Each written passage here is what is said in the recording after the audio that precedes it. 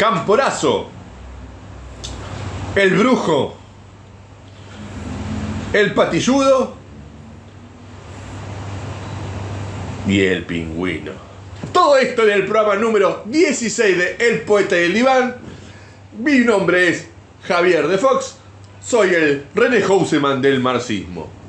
Mi nombre es Fernando Ramírez, soy docente universitario, psicoanalista y tengo que pensar todavía qué jugador entonces tengo que elegir para el marxismo. Estoy entre Maradona y Di Stéfano. Y usted insiste con esto de la batalla cultural y tiene que empezar a ligarse con estas cosas, porque René Houseman representa algo especial dentro de lo que es el mundo de la cultura nacional y popular. Sin lugar a dudas. Introduje estos temas, ¿no? Introduje Camporazo, dije Camporazo. Así dijo. Dije el brujo. Así dijo.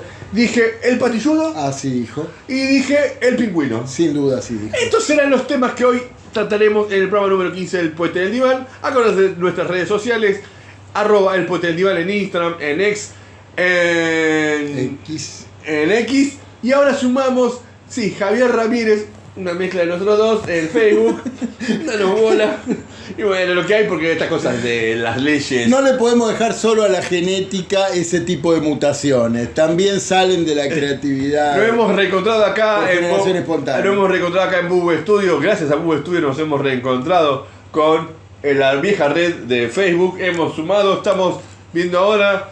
Vamos a ir sorteando. Nos llegó un aporte ahí de un amigo, colaborador y fiel suscriptor de El Poeta del Diván. Ya estarás viendo en las redes próximamente. Gracias a todos los que están alentando. Acordate, si quieres hacer un aporte para seguir sosteniendo esta patriada o esta marciada o esta claseada, como quieras llamarlo. Canal.poeta.diván. Empecemos con esto. Es su parte, porque esto el compañero no le gusta mucho que lo moleste, así que procederé a molestarlo mientras habla. Bien, le agradezco como siempre la honestidad. Bueno, efectivamente, como anticipaba acá el compañero poeta, este programa lo vamos a dedicar a el peronismo como tercer y último gran programa, ¿no?, del año, que le hemos destinado al peronismo, y como no nos vencemos, no. A bon pla. Seguimos todavía. Y entonces ustedes recordarán, y de paso, ¿no?, remitimos a ver los dos programas anteriores sobre el peronismo, que habíamos llegado en el desarrollo que compartimos con ustedes hasta el tercer peronismo, ¿no?, el así denominado tercer peronismo, que abarca los gobiernos de Héctor Cámpora, ¿no?, el odontólogo de Giles, como le decían, de San Andrés de Giles, creemos. Y después Isabel Perón. Está haciendo humor ya, ¿no? Sí, bueno, al lado suyo es inevitable. Si no, desaparezco. Bueno, ¿qué es lo que podemos nosotros decir o compartir con ustedes en torno a lo que ha sido este breve gobierno? O como dice Miguel Bonazo en su conocido libro dedicado a Cámpora, el presidente que no fue, ¿no? Escribe muy bien, Bonazo. Sí, sin duda. Y de paso recomendamos este libro de Miguel Bonazo, El presidente que no fue, ¿no?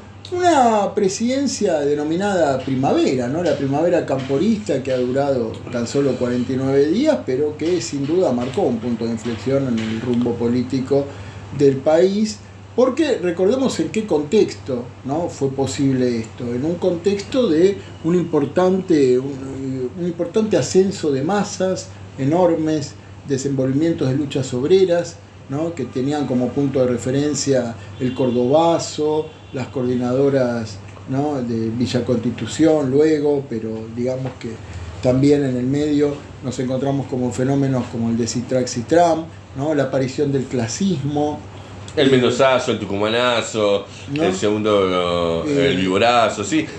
Los movimientos armados, un contexto ciertamente muy convulsivo. Pero que es importante para entender, perdón que lo interrumpa, mi primera interrupción de las 5 que voy a hacer. Tardamos demasiado, le digo. Porque en esto es importante entender el clima de época intelectual, el clima de época de lo posible o lo imposible, en donde las elaboraciones intelectuales, el saber común, el sentido común, partía de otra base de donde la revolución era algo más palpable que en otros momentos, no solo porque hablamos nosotros de la existencia de la Unión Soviética, Cuba y todo el proceso de liberación nacional, haciendo una concesión. Entonces, para entender un poquito más, quizás de la distancia uno dice, no, esto es una locura, esto es lo otro, pero había para las clases dominantes no era ninguna locura. La burguesía en la Argentina tenía que abortar ese proceso que se había abierto, ¿no? Y que fue decisivo para terminar con la dictadura de Onganía. Me estoy refiriendo a fenómenos como el Cordobazo y todos los que vos ya habías mencionado. Y entonces ese mismo Perón, que había sufrido la proscripción durante tanto tiempo, bueno, resultó ahora el cable a tierra que la propia burguesía en la Argentina había apelado para aplastar este proceso. Otro libro que no podemos dejar de recomendar en este sentido es el libro del propio Agustín Lanusse, Mi Testimonio, donde allí Lanusse da cuenta de por qué necesitó, ¿no?, abrir las compuertas políticas para el retorno de Perón. Más allá de que, recordemos, bueno, sacaron una cláusula por la cual, como Perón no cumplía con tantos días de residencia en el país, no podía presentarse directamente a elecciones, pero lo que se hizo fue habilitar al peronismo como fuerza política. Recordemos la famosa Hora del Pueblo, ¿no?, ese conjunto de fuerzas políticas que se unificaron, se unieron a los fines de elaborar esta transición también, y el peronismo tuvo un papel decisivo en esto, a izquierda y derecha, ¿no?, como ya nos había acostumbrado, porque, bueno, pues recordemos todo lo que había sido el contexto de la formación de los movimientos armados, ¿no?, la FAP, la FAL, ¿no?, los mismos montoneros después, donde Perón alentaba estas formaciones, ¿no?, con las célebres cartas desde Madrid. Es decir, Perón requirió que las formaciones especiales, como se la denominaba, de la Juventud Armada, bueno, sembraran el campo para su retorno, ¿no? Pero ahí, Javier, entra un punto muy importante, ¿no?, sobre todo de cara a cómo el problema de los 70 está tomado actualmente y bajo un gobierno como el actual de Javier Milei, lleno de negacionistas sobre el problema de la dictadura, ¿no?, y las visiones espantosas que han instituido sobre aquella época. Si uno reduce los 70 al problema de dictaduras y guerrillas, precisamente cae, ¿no?, en el mito que la propia derecha necesita narrar y reproducir para borrar, ¿no?, para eliminar, para desdibujar lo que fue la sustancia de esa época. ¿Había que aplastar la guerrilla? Sin duda, pero lo que había que aplastar era fundamentalmente la autonomía de la clase obrera. En esto es importante, me parece lo que nosotros habíamos mencionado en el programa sobre el 24 de marzo, donde se habían presentado dos alternativas sobre cómo intervenir en esta etapa revolucionaria, que nosotros consideramos también que es revolucionaria, donde observamos por un lado esta idea de la interrupción de la clase obrera, el estudiantado y el pueblo en su conjunto, pueblo que después hablaremos sobre el concepto si usted quiere, frente a esta concepción más vanguardista, militarista, que se terminó agrupando en torno a Montonero. Exacto, Javier, pero si por ejemplo vos te ceñís a esa industria editorial pérfida, revisionista de los 70, como la de Tata Joffre o Seferino Reato, los 70 fue una guerra de aparatos. Exactamente. Los 70 fueron la dictadura y las guerrillas y el apoyo de Cuba a los montoneros y cómo operaba la Unión Soviética. Es decir, una visión reduccionista, mecánica y conspiranoica de la historia que no permite entender cuáles fueron los verdaderos actores sociales que protagonizaron este contexto. Que ahí nosotros incorporamos, y en esto, cosa de sanisirense, y la historia de sanisirense, el chauvinismo barrial, lo local, esta cuestión de que lo hemos incorporado, y lo hemos charlado nosotros en esta oposición cuando se habló del Día de la Militancia Peronista, que fue cuando la primera arribo del general Perón, que se instaló ahí en Gaspar Campo, en Olivos, donde esa misma madrugada existió una sublevación encabezada por Julio César Urien, sanicidense de buena ley, todo para pasar chivo de San Isidro, que tiene sus ancestros en la propia Revolución de Mayo y en las invasiones inglesas, donde un sector de la Marina, un colega correligionario, no sé cómo se llama, del propio Astiz, como Urien, se reveló en la ESMA en apoyo a la llegada de Perón. ¿Hablando de qué? De lo que usted mismo decía, que estamos hablando de un apoyo frente a esta idea que trataba de meter Montoneros del vanguardismo, militarismo. Había varios sectores sociales de distintos extractos sociales que suscribían y convertían al peronismo, a la llegada del peronismo, en un movimiento de masas. Claro, el debate importante también en el seno, ¿no?, de las distintas corrientes de izquierda hoy es, bueno, en ese momento, ¿la clase obrera estaba alcanzando una independencia del peronismo o por el contrario, un ala radicalizada del mismo peronismo había llegado a trastocar el sistema de tal forma que era necesario el propio Perón para aplastar todo? Bueno, este es un poco el debate, ¿no? Yo creo que la clase obrera había hecho, como vos decís, una irrupción en la escena, creo que iba camino hacia una autonomía importante, creo que el clasismo, ¿no?, lo que fueron las experiencias, ¿no?, después, como se pudo ver en Villa Constitución, pero también en general desde el Cordobazo en adelante, ¿no?, lo que mostraban era que, bueno, existían serias posibilidades de que la clase obrera logre su independencia de las burocracias sindicales del país. Bueno, ahí existe un balance que hizo la corriente con la cual nosotros nos hemos educado, que el Política Obrera, Partido Obrero y Política Obrera, como quieras decirlo hoy día, pero en aquel entonces Política Obrera. Bueno, son dos fuerzas, ¿no? Política Obrera y pero en aquel entonces obrera. La Política Obrera, donde en su congreso de 1975 hizo un balance fuerte en el sentido de las elecciones del 73, no había presentado una lista propia, donde que sí lo intentó en su momento, si no me equivoco, el PRT, y que no fue abrazado, no se llevó a buen puerto, pero que en cierta manera era la discusión. ¿Qué hacemos frente al regreso a la candidatura de Perón? ¿Qué hacemos frente al agotamiento de esta primavera camporista? ¿Decidimos seguir con los fierros frente a una opción supuestamente democrática?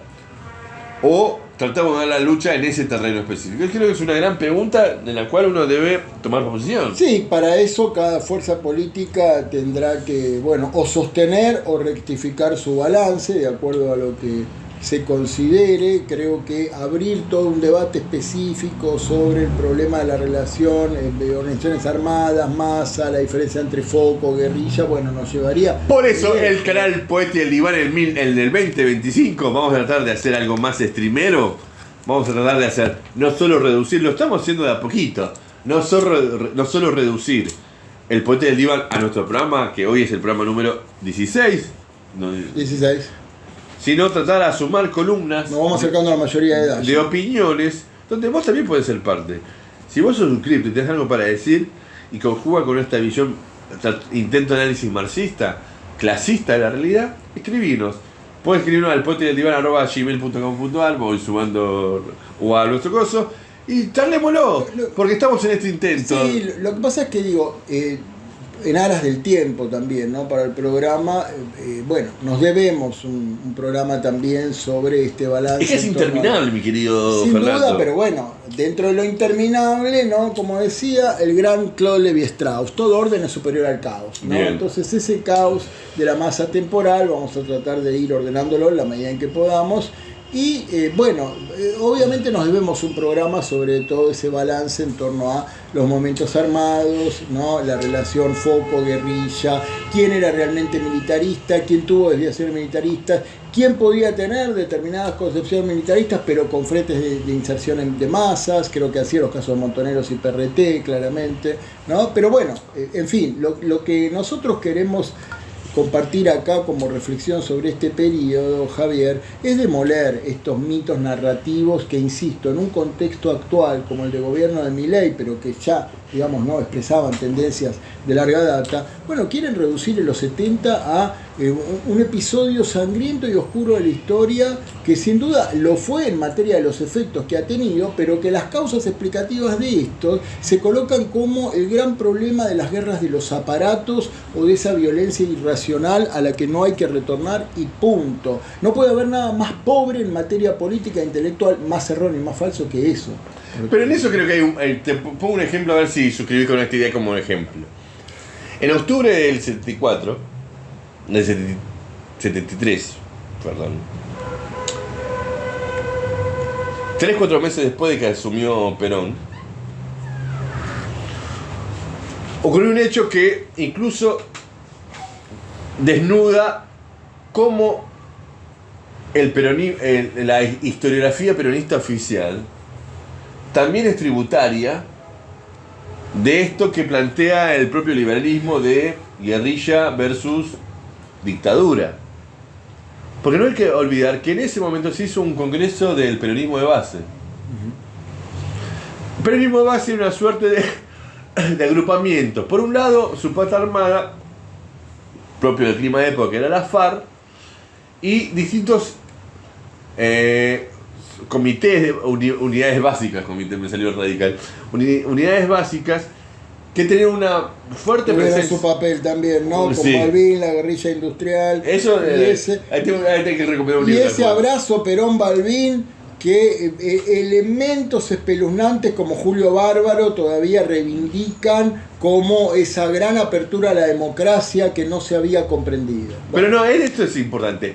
Para romper la historiografía oficial peronista. Un saludo a Julio Bárbaro. En esta oposición entre guerrilla versus dictadura, es importante explorar esta tercera pata dentro del peronismo, que tiene en este momento, como en octubre del 73, encuentra el Congreso del Peronismo Base con la FARC, con Ortega Peña, con Eduardo Luis Duhalde y algunos más, que tienen su raíz previa en esto que uno puede encontrar con el Gordo Cook, en donde encontramos dentro del propio movimiento peronista un sector que había empezado a sacar la conclusión, influenciados por el marxismo, por el clasismo, en la cual el peronismo, o Perón, la figura propia del Perón, no representaba una salida de fondo, esta idea llamada socialista, si querés decirlo, una salida de fondo para la clase obrera. Es decir, el llamado socialismo nacional, el socialismo, todo lo que trajo eso. Es decir, es importante entender que hay que romper con esta historiografía oficial peronista o liberal que trata de meter en el debate, en este callejón sin salida, en donde uno empieza a discutir si estuvo bien o no secuestrar a Rabure, para poner un ejemplo tonto. En este sentido, es importante ver cómo en este propio periodo, me parece, el triunfo de Perón, la elección de Perón, desató en ambos sectores el ala militar del movimiento popular, estoy haciendo una concesión, cierta decisión política que debemos evaluar, que es esta idea: el asesinato de Rucci,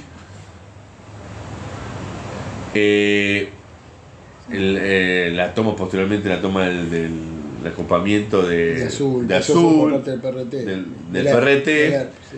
el secuestro por lo cual Perón endureció el código penal y eso provocó. Es decir, estamos hablando de que lo que hablamos, claro, de Ortega Peña en la cabeza, la figura de Ortega Peña, Javier, vamos a decir que merece un rescate. Por eso te estoy aparte, diciendo, ¿no? Cuando masacran a los militantes del PST en Pacheco, Ortega Peña acude a homenajearlos, a solidarizarse y dice: aquí el responsable político es Juan Domingo Perón, que ha dejado de ser peronista. Bueno, vamos a decir lo siguiente: el pelado Peña con eso mostró, ¿no?, hasta dónde llegó en su conciencia individual, vamos a decirlo así, a tal punto que estaba expresando una ruptura claramente con el peronismo. Por supuesto, creemos que Perón nunca dejó de ser peronista, al contrario, ¿no? Ahí está el punto. El debate es la historiografía oficial, que tanto liberales como peronistas tratan de meterte, que la disyuntiva en los 70 era entre peronistas, montoneros, juventud peronista y defensa de la democracia o exterminio de la dictadura, es falsa, y trataremos en el próximo bloque de darle una vuelta de tuerca. Cerramos diciendo, ¿no?, Cámpora renuncia para que Perón se presente a elecciones y ahí empieza todo ese proceso de reforzamiento del aparato represivo. Tiene menos timing televisivo. De Perón y Isabel Perón, ¿no? Seguiremos con esto, con Cámpora, salteando históricamente, y llegaremos a la próxima conclusión en el segundo bloque del Poeta y el Diván, programa número 16.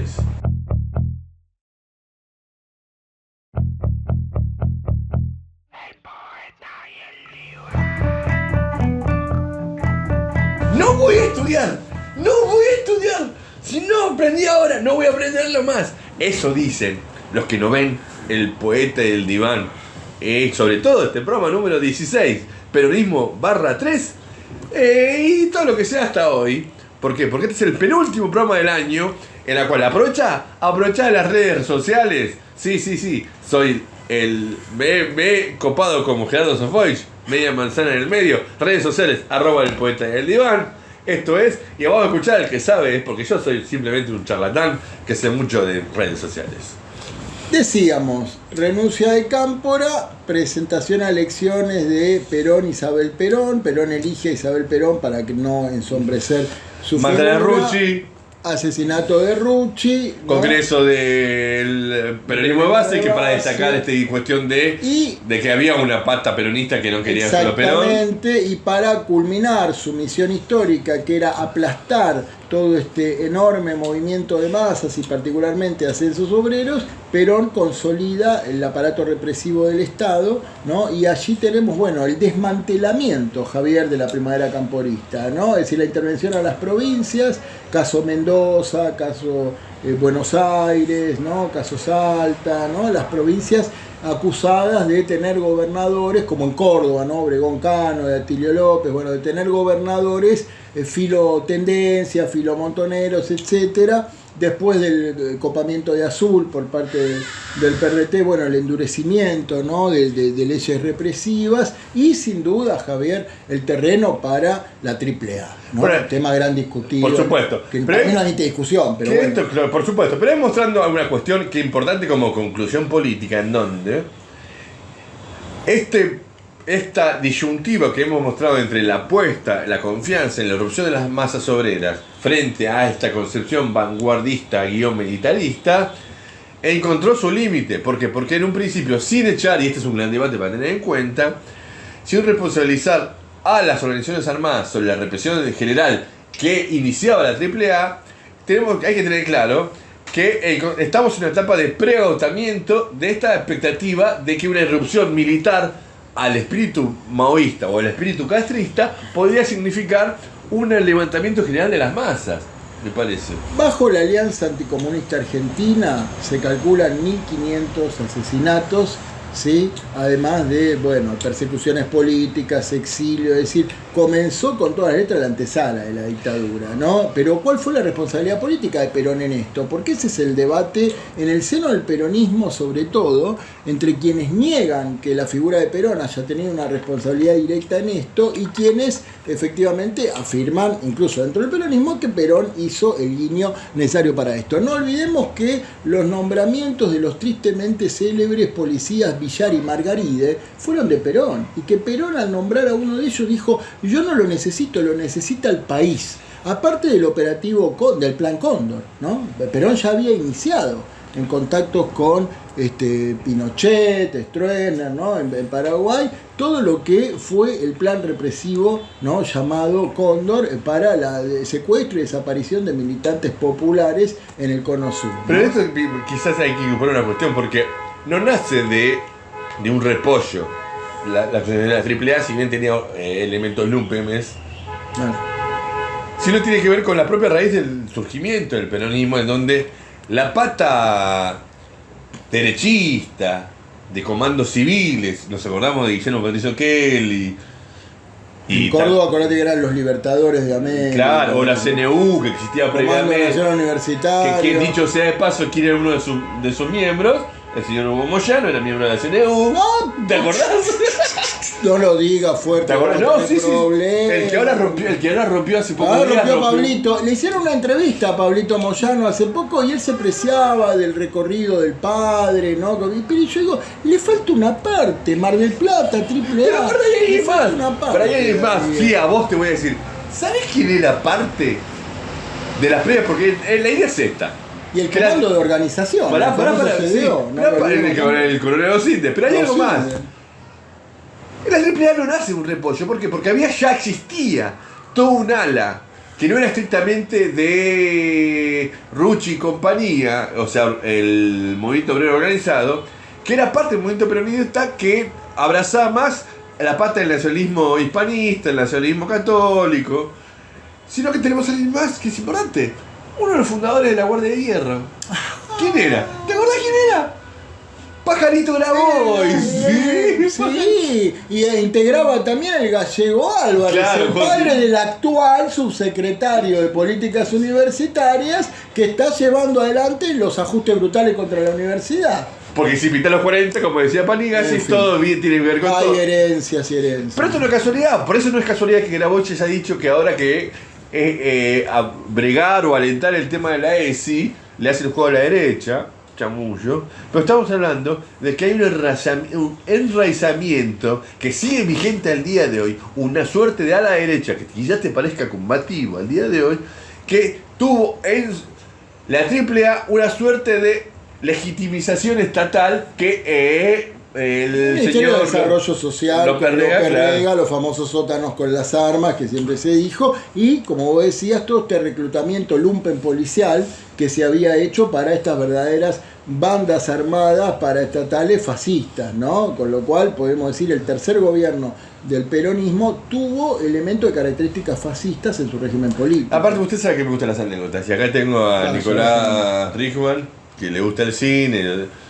Porque hay una película. Porque esto ha marcado a fuego la historia argentina. Sí, claro, sí, y hemos tenido una película. Imagino lo que va a citar, sí, sí. El Clan. No, no, usted lo sorprende, pero el Clan.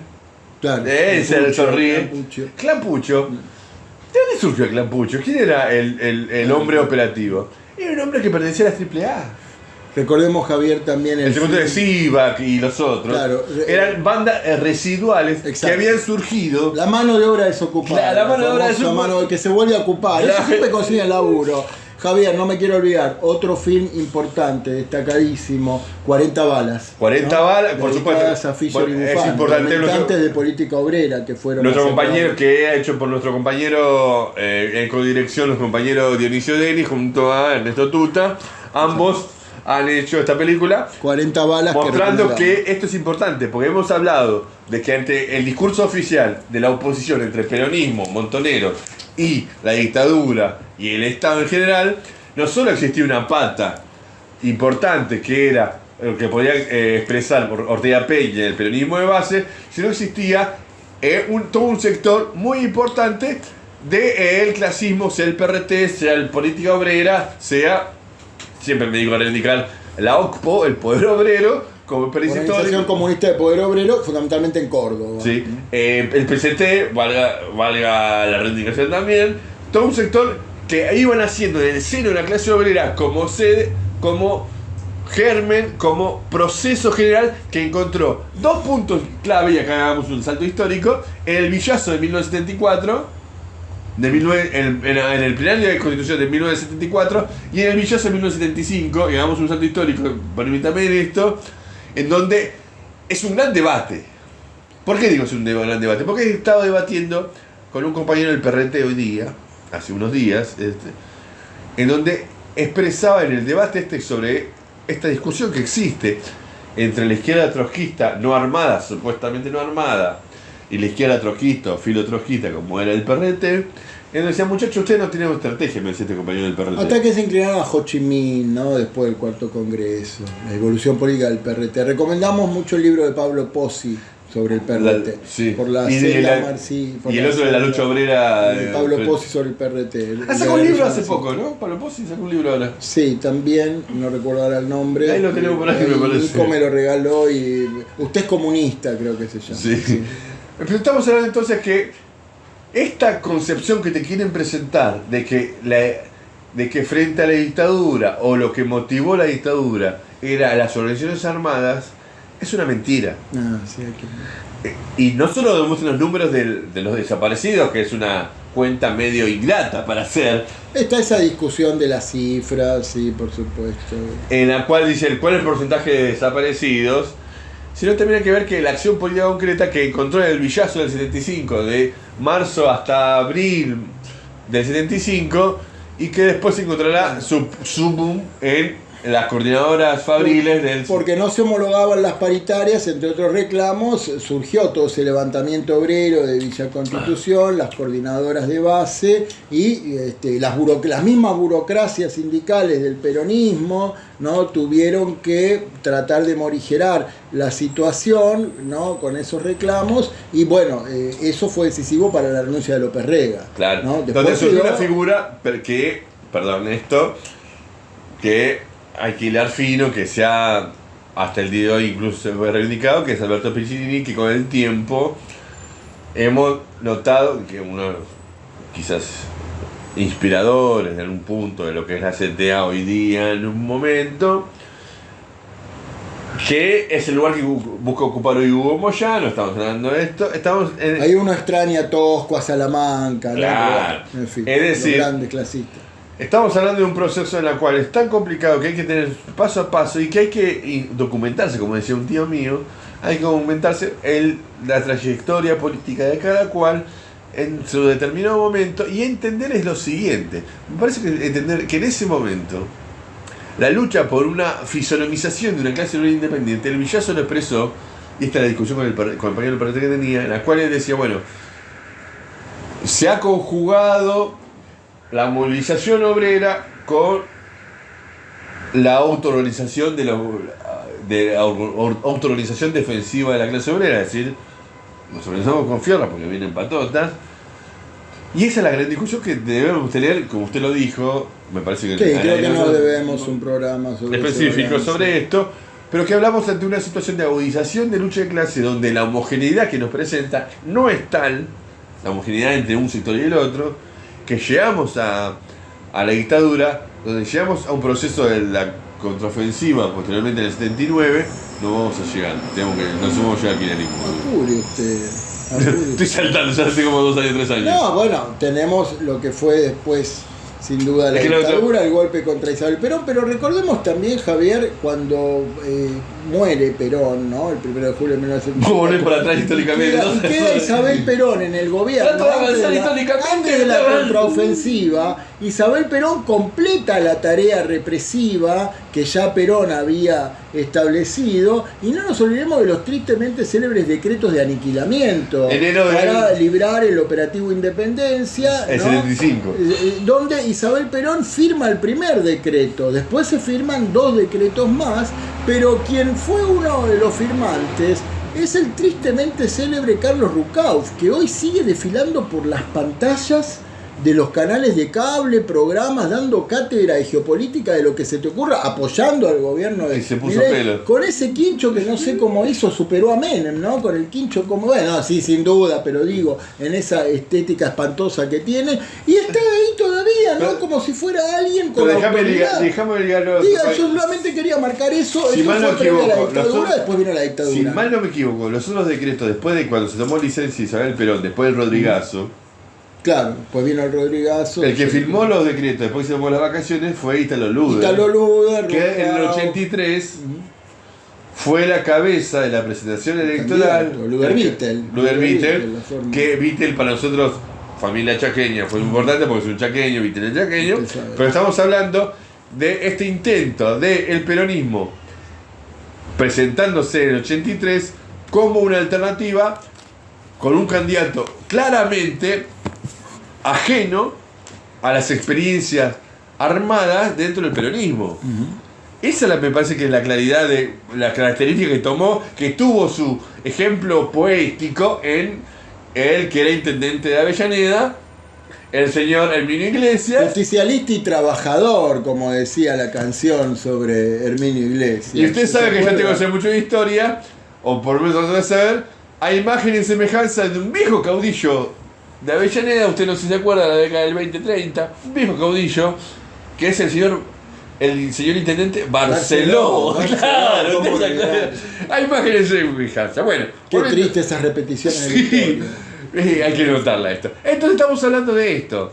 En el 83 saltamos por contraofensiva. No, bueno, después ha venido la dictadura, ¿no? El golpe contra Isabel Perón, cuando ya, y esto hay que decirlo, Javier, las guerrillas se encontraban desmanteladas. Ese es un punto muy importante. Y es las guerrillas se encontraban desmanteladas. Y un intento desesperado, porque es lo de Formosa, Montonero haciendo Formosa y Montechingolo haciendo el PRT haciendo Montechingolo. Es decir, estamos hablando de que en el 75, en este periodo que hablábamos de Istado Lude pronunciando estos decretos, conjugando Isabel Lude, Rucao y el propio Perón en el 74. Sí, hablamos de los 3 decretos después ya fallecido Perón que firmó. Una salida donde hay una elección política de desconfianza de la clase obrera que había hecho el Villazo y había hecho el Rodrigazo y había formado las coordinadoras fabriles en la zona norte. Dicho, déjame la segunda reunión de la coordinadora de la zona norte, donde se hizo en el club del barrio donde yo hacía natación cuando pequeño. Hay que dedicar un programa a San Isidro sin duda, porque si no ya veo que lo vamos a tener filtrado todo el tiempo.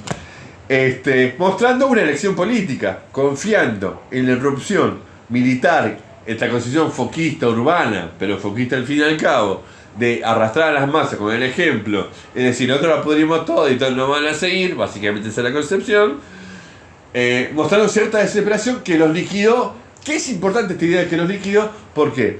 Porque el proceso posterior, el argumento ideológico para la irrupción de las masas fue: hay que liquidar a la guerrilla, y ahí volvemos al viejo Balbín. La clase obrera había tenido 2 grandes batallas fundamentales y que derivaron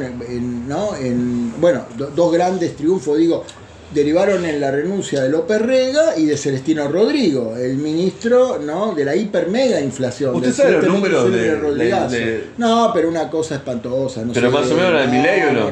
No.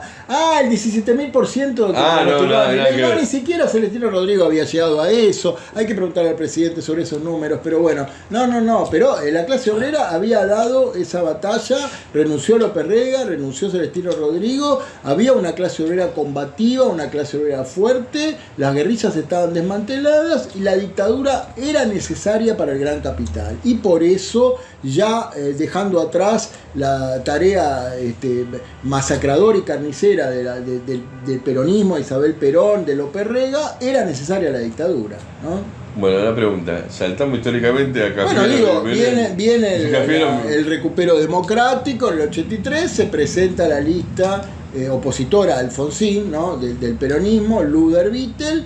Se produce ese episodio tristemente folclórico de Herminio Iglesias quemando el cajón. El peronismo quedó como aquella fuerza política que no podía desembarazarse ante el imaginario popular de la violencia, de la irracionalidad.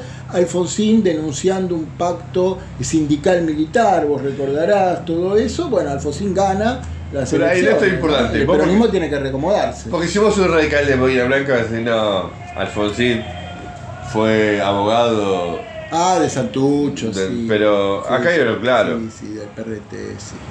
Bueno. Alfonsín no era el ala, no era Caracachov,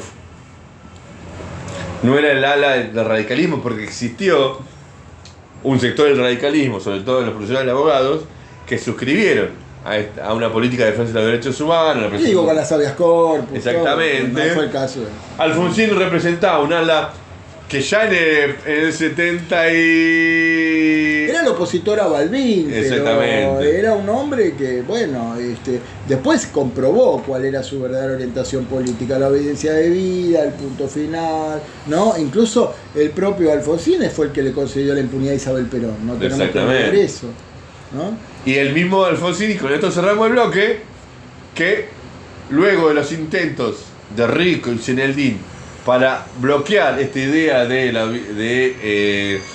la responsabilidad del conjunto de las Fuerzas Armadas en el genocidio, en el golpe militar, discutamos genocidio en otro momento, en la masacre que lleva adelante por el último gobierno militar, Alfonsín fue el que, en el espíritu de conservar la institucionalidad democrática, concedió la ley de punto final después de las felices Pascuas, etcétera, permitiéndonos llegar ahora al último bloque. Acordate, canal.poeta del diván por aportar, redes sociales @el poeta del diván. El último bloque que haremos 3-4 minutos de menemismo y después nos despacharemos con lo que queremos. 3-4 minutos. Próximo bloque del poeta y el diván.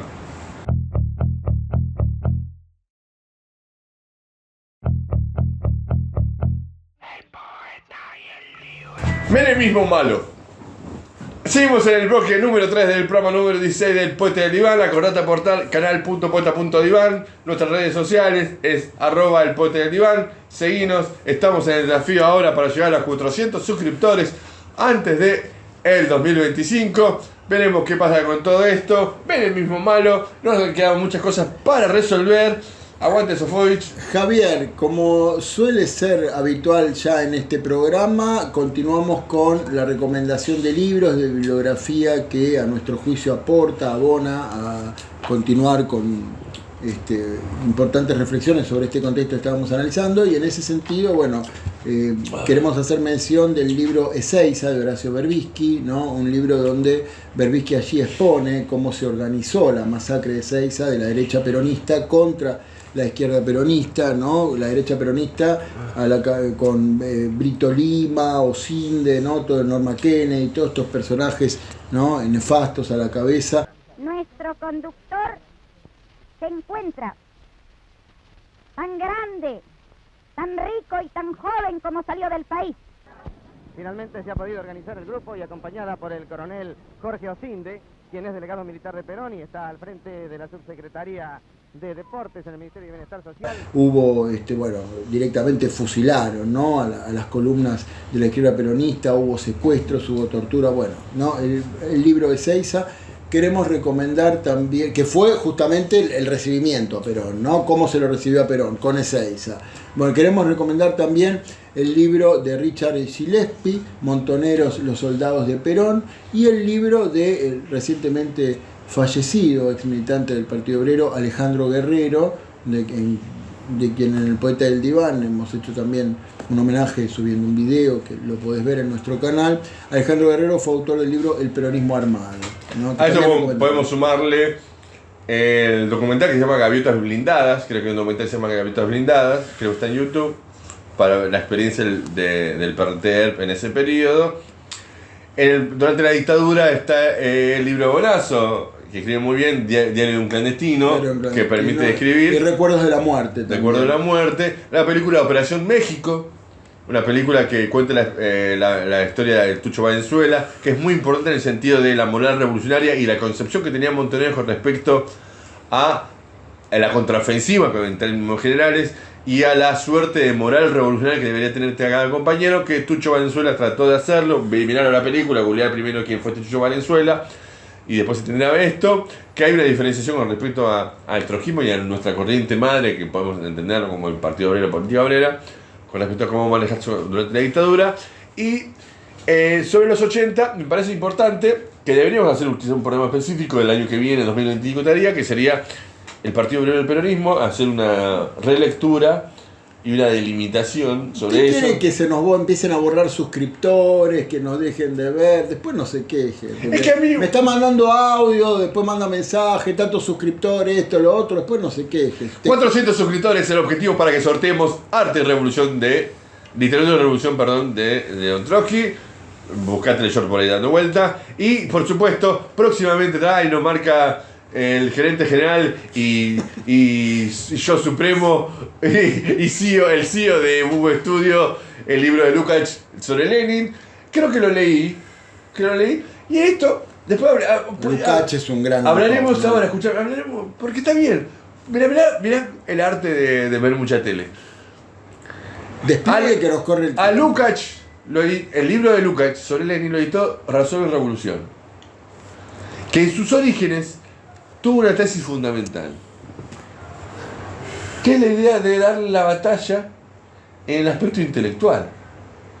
Su serie de ediciones que ha dado y el grupo de investigación que ha tenido, me metí en un terreno complicado, pero bueno, se deja el tiempo y me va a cortar a mí. No, pero tiene que ver con la batalla cultural, con esta idea que el señor Sartelli, más allá de que haya, a mi entender, retrocedido al juanbojustismo, el tipo ha tenido esta idea de... No nos ve Eduardo, ¿no? No sé, si no responde. ¿Te conté que una vez me respondió una carta abierta que le mandé? Ah, sí me dijo, sí. Bueno, la cuestión es... hemos llegado al kirchnerismo. ¿Quieren hablar de menemismo? Bueno, esta idea, concepto sobre la caja vacía que yo planteé. Estábamos con el alfonsinismo, recordemos lo que ha sido el desastre del gobierno de Alfonsín, obediencia de vida, punto final, ¿no? Hiperinflación, el peronismo se reorganiza, venía de esa derrota que habíamos marcado con Luder, Vittel, el peronismo se reorganiza, da lugar a esa denominada corriente renovadora con Antonio Cafiero a la cabeza, van a internas, ¿cuánto hace no internas el peronismo? Después de 88. Van a internas, pero quien le gana a Antonio Cafiero fue ni más ni menos que el célebre Carlos Saúl Menem. Un saltimbanqui de la política, si uno quiere decir, que vos recordás que cuando fue electo por primera vez gobernador de la provincia de La Rioja fue en el 73, con el apoyo de quién más ni menos, del señor de la JP y Montoneros. Pocos recuerdan, lo cuenta la señora esta mujer periodista que escribe un libro sobre Montonero, sobre Menem, que no me acuerdo ahora cuál es el nombre, Michetti, no sé cómo se llama. No importa, es la Michetti iba a decir. No lo recuerdo, no, Michetti seguro que no. Pero... Y que contó con un apoyo fundamental en las elecciones de Carlos Menem, mostrando la importancia todavía de la provincia de Buenos Aires y del andamiaje punteril caudillejo que tenía el peronismo todavía a fines de los 80, o ya en los fines de los 80, que era con Duhalde. Duhalde, vos recordarás que Duhalde desde un principio suscribía a la lista de Cafiero, no sé si usted lo recuerda, y Cafiero... El libro de pases en el peronismo es tan dinámico y tan fluido que a veces me puede escapar algún dato. Duhalde era intendente de Loma de Zamora. Pero ya tenía una ascendencia, hay que leer el libro, lo que se llama Corcha, no me acuerdo cuánto, de este periodista que se tuvo que exiliar en Uruguay. Hay un libro muy importante sobre Duhalde que lo escribió el periodista Hernán López Echagüe. Exactamente. Y el título del libro es El Otro, ¿no? Que ahí cuenta cómo en un principio suscribía a Cafiero, pero Cafiero, el acuerdo era: yo te banco el apoyo a tu lista si me pones como vicepresidente. Antonio Cafiero, quien es más conocido como es un buen muchacho, pero le gusta quedarse con los buenos, decía Perón. Y que bueno, tengo la suerte de conocer. Había sido ministro de Isabel. Para chapear un poquito de la Había sido suerte. ministro de Economía y después había tenido también un cargo con Isabel. San Isidrense. Hay que hacer un programa sobre San Isidro. Pero como lo ninguneó, le ofreció la primera candidatura a diputado nacional por la provincia de Buenos Aires, se pasó con el querido con Carlos, con el compromiso de darle una plata que después se fue conocido como el Fondo de Reparación Histórica de la provincia de Buenos Aires, tratando de superar el mal que existe con respecto a que un gobernador de la provincia de Buenos Aires, para no estar con Kicillof, si uno es vocabulero, nunca un gobernador de la provincia de Buenos Aires... Esa maldición de los gobernadores de la provincia. Nunca fue electo presidente, vos sí que confías en Kicillof, este tipo de cosas.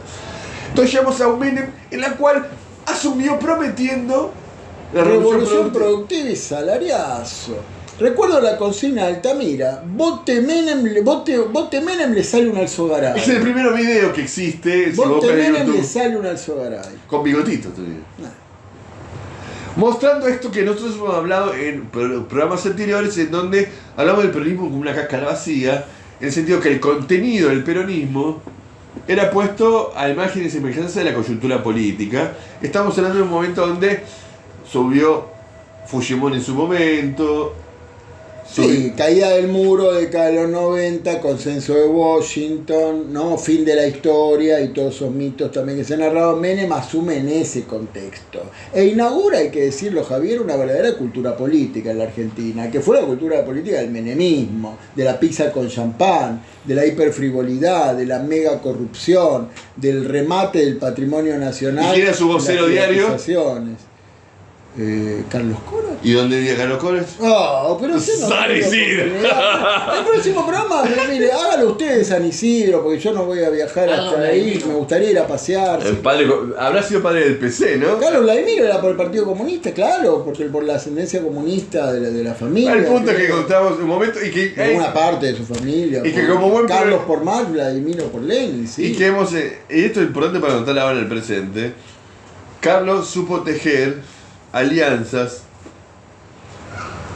con los distintos valores conurbanos y distintos caudillos provinciales, que incluía, ¿a quién incluía? bueno, empezando por Duhalde, teníamos Balestrini, teníamos ahí una claque. Y allá en el sur medio que se cagaba de frío. No, claro, bueno, grandes discípulos de Carlos, la pareja Néstor y Cristina. Al señor presidente de la nación de una foto mural enmarcada del lago en el desierto. Lo hace en nombre del pueblo y gobierno santacruceño. Querido señor presidente, el pueblo de Santa Cruz, de una punta a la otra, le dice presente y le agradece la presencia en este confín de la Argentina de todo corazón. Yo le estoy profundamente agradecido porque discutiendo federalmente, con comprensión de lo que es el país, con la experiencia de haber sido gobernador de una provincia chica, sabedor de lo que hay que luchar, siempre tuvimos las respuestas que nos solucionaron los problemas para que Santa Cruz vaya saliendo de la situación que le tocó vivir.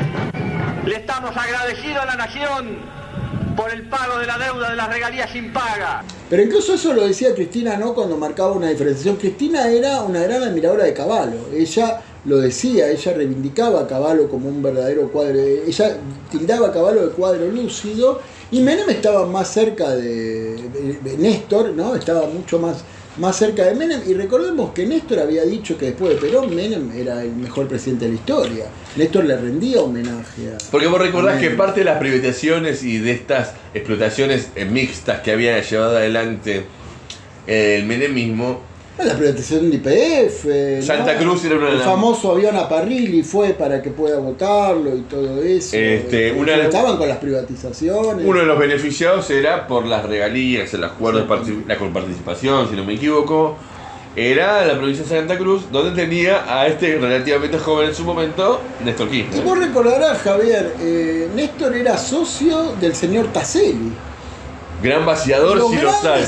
Los grandes, no, exactamente, la gran política extractiva que todavía predomina en la Argentina del oro, ¿no? Se llevaban el oro.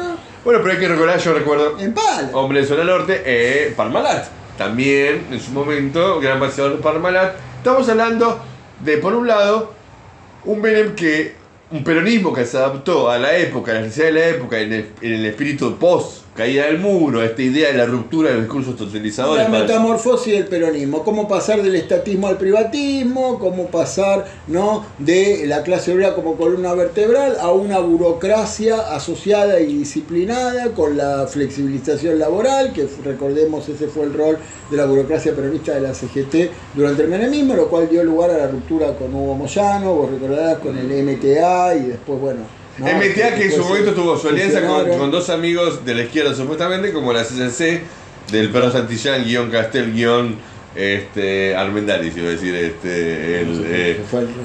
La Matanza, no me acuerdo, que ahora es diputado Alderete, y al MST. Bueno, recordemos que Menem, eso fue después con Moyano, pero recordemos que Menem tuvo su pata izquierda maoísta con el Partido Comunista Revolucionario, el PCR. Ah, claro. Con el señor Otto Vargas, que después... ¿A quién abrazó? Reza la leyenda que, bueno, borró la foto que tenía con Menem en el libro que reeditó. Otto Vargas reeditó un libro, pero ya sin la foto... No te preocupes, el poeta Libre está ahora en etapa anecdótica porque además, si hay el PCR no está bien, lo que los compañeros del PCR no van a negar eso. Ya en la época que militábamos nosotros, así que entonces ya es más... yo no militaba todavía en ese momento cuando Otto Vargas apoyó. Pero el PCR rompió y después se amigó con otra pata que después sería un cáncer para la Argentina, para nosotros, para la clase obrera, que con Pino Solana, Chacho Álvarez, bueno.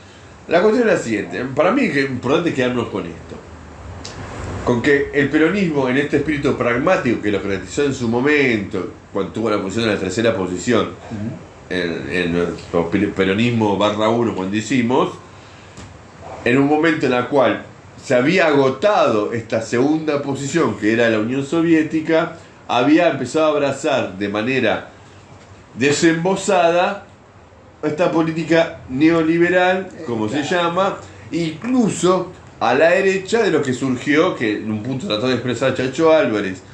El grupo de los 8. El grupo de los 8, Argüello y no sé quién, no me acuerdo quién más, Sí, incluso que después será tributario del kirchnerismo el siglo presente. Está hablando de un pragmatismo de esta idea del concepto de cáscara vacía del peronismo. ¿No estaba Juan Pablo Cafiero también? Sí, Sí, claro. ¿De dónde es Juan Pablo Cafiero?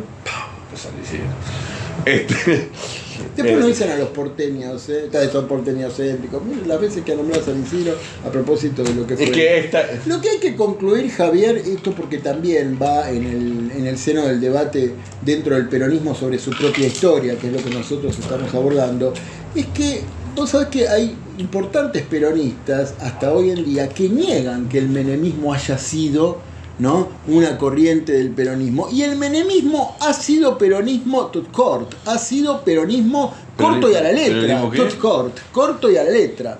El menemismo ha sido, no, es pésimo, pero bueno, hago lo que puedo.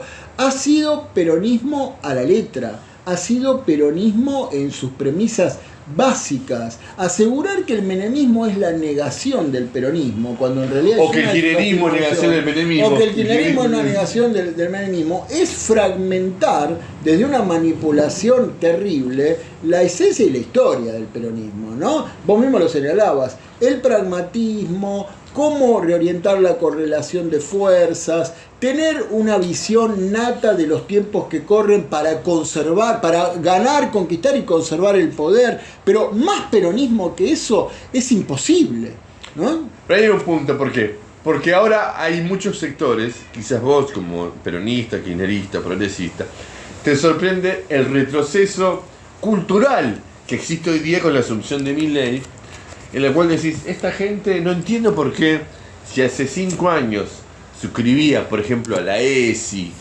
o al matrimonio igualitario, una suerte de derechos de la cultura woke, tomando un viejo programa, ve el programa sobre la cultura woke, cómo rápidamente hoy día se han dado vuelta en el aire y habla de que esta plasticidad intelectual refiere a que el kirchnerismo nunca significó, esta década nunca significó un quiebre definitivo con la etapa anterior del propio peronismo, sino que simplemente era una postura coyuntural, un clima de época bien generado, que habilitaba en su momento una batalla cultural que hoy día que nosotros queremos retomar, pero hablamos de que muchas ideas que vos considerabas que estaban acabadas no han sido acabadas. ¿Por qué? Porque en la raíz del promotor de estas ideas nunca había dejado de abrazar las ideas previas. En el medio, Javier, transcurrió, no nos olvidemos si hablamos del peronismo y del peronismo en el poder, en el medio transcurrió,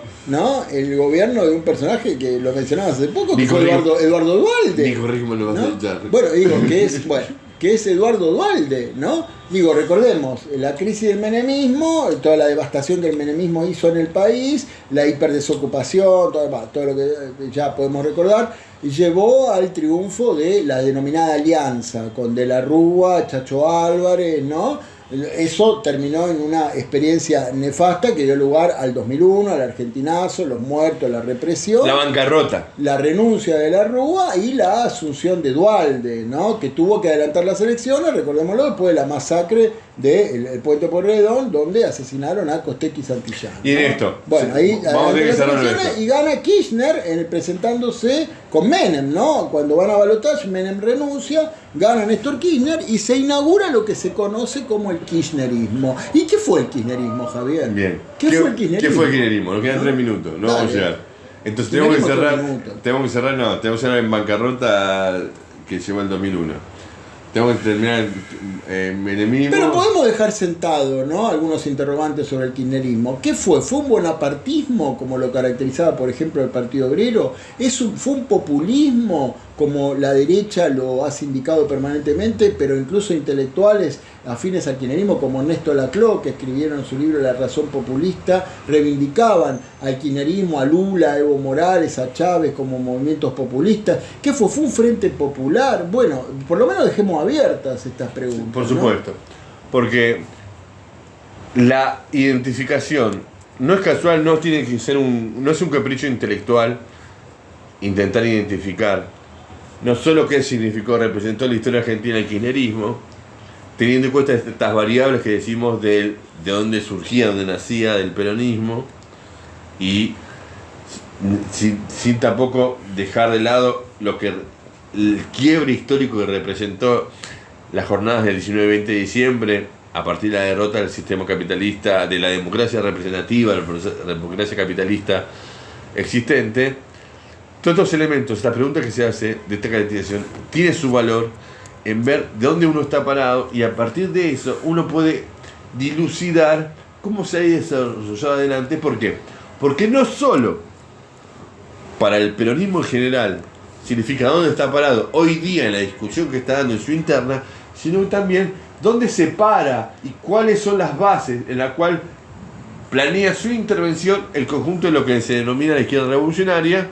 Esa es la definición. Bueno, esta pregunta que ha presentado. Pero vos recordás la frase, Javier, el kirchnerismo vino a apagar las brasas del argentinazo. Frase del PCR. Frase del PCR. Del PCR, irónicamente, pero digo, ¿qué pasó con eso, no? ¿Qué conclusiones ¿Ha apagado el kirchnerismo la brasa del argentinazo? No. ¿Se ha recompuesto? ¿Se han terminado de apagar las brasas que supuestamente vos pensás que pudo haber dejado el kirchnerismo? ¿Está Milei? ¿Qué representa hoy día? Todo eso veremos quizás en la jornada, en la temporada 2 del Poeta del Diván. Acordate, si querés aportar, canal.poeta del diván, nos permite seguir subsistiendo. Nuestras redes sociales, @el Poeta del Diván. Acordate la publicación que va a andar girando hoy día sobre el sorteo de la nueva publicación. Este es nuestro objetivo. Saludos a usted y ya cerramos con esto. Bueno, nuevamente mis saludos al público y muy contento de haber compartido una vez más este espacio del Poeta del Diván. Penúltimo programa de la temporada 1 2024 del Poeta del Diván. Bubu Estudios, Nico Risman, Lalo Limón, Dionisio Denis y todos los compañeros y compañeras que están dando vida y fulgor, estoy usando la palabra de Salgari, y fulgor a el Poeta del Diván. Seguimos trabajando para vos. Seguimos trabajando para usted. La clase obrera es nuestro leitmotiv. Batalla cultural, revolución. Vamos porque venimos. Gracias.